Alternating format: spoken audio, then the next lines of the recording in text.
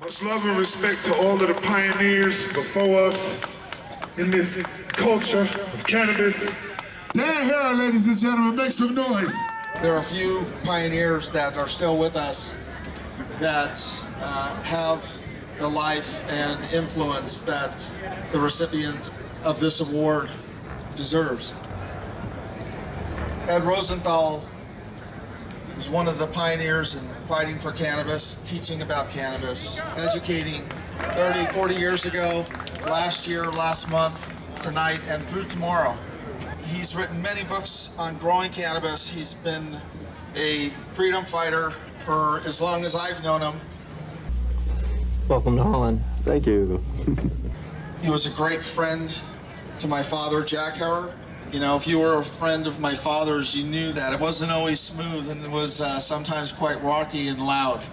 But if you weren't arguing with my dad about what legalization looked like or what it meant or what it could be, then you weren't really a friend of my father's. And if you didn't go down that road and share the heartbreaks, the pushbacks, the walls that we all still continue, unfortunately, to deal with today, there are a few people that have experienced all of that and are still standing and still pushing forward. Ed Rosenthal has helped to change the world and the ideology of cannabis, its narrative, and its future. And there's nobody more deserving than to be a recipient of this very first solid glass, hand-carved, hand-blown statue of my father in protest for the freedom of cannabis than this man standing next to me. I love you, Ed. I know my father loved you, respected you, fought with you, bled with you, and admired you. Well, we had the same goal, that nobody should ever go to prison for marijuana. That's number one. You know, we're living in a much different world because of your dad. Hemp was dying. There were only a few countries that were growing it. The acreage was dwindling. Nobody knew anything about it or cared anything about it.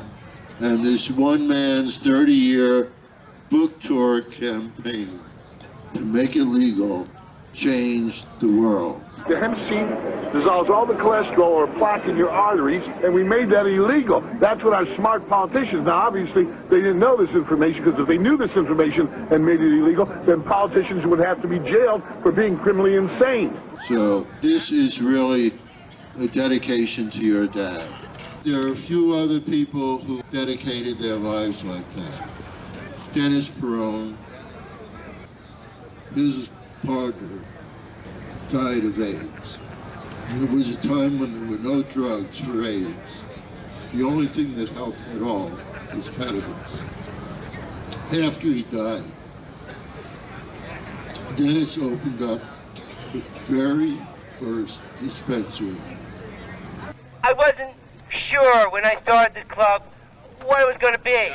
And I was even surprised of how much love and how much compassion and how many different kinds of people come to our club. There's people with suits on, and people in grunge, and old people, and young people, and people I would have never have met in my life.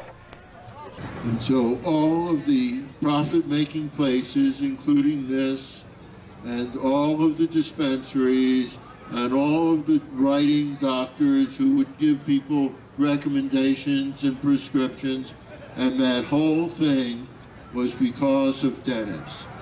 Dennis had the bravery to say, this is medicine. So this is dedicated to him as well. So thank you. Thank you so much.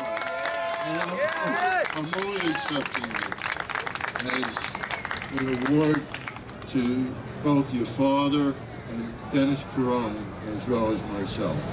Thank you so much for all of us. Thank you.